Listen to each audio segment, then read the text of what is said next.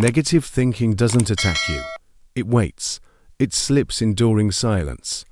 In moments of rest, in the space between what happened and what you fear might happen next, a single thought becomes a pattern.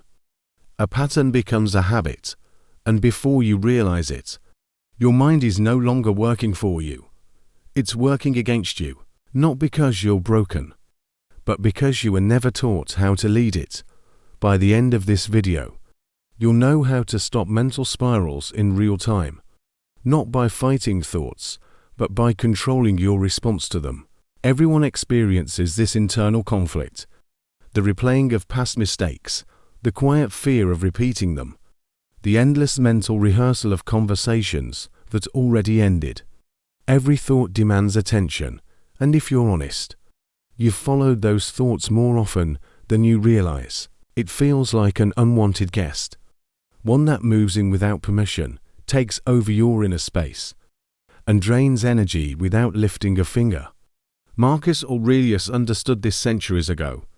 He didn't describe the mind as weak, he described it as unguarded.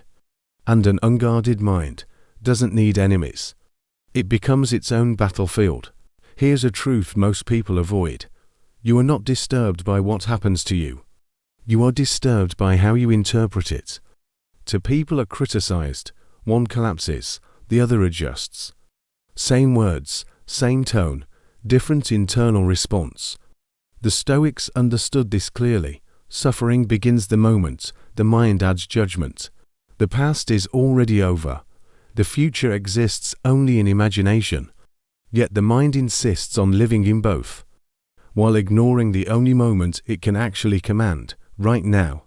Modern life trains reaction, not control. Notifications interrupt thought. Opinions arrive faster than reflection. Every emotion demands expression. The modern mind is exhausted because it's never allowed to finish a thought. You don't feel overwhelmed because life is hard. You feel overwhelmed because your attention is constantly divided. A Stoic mind pauses. It separates what is within control from what is not, and it releases what it cannot command, not with denial, but with clarity. People confuse discipline with punishment. Marcus Aurelius saw it differently. Discipline is protection. It prevents the mind from turning against itself. Motivation fades, emotion fluctuates.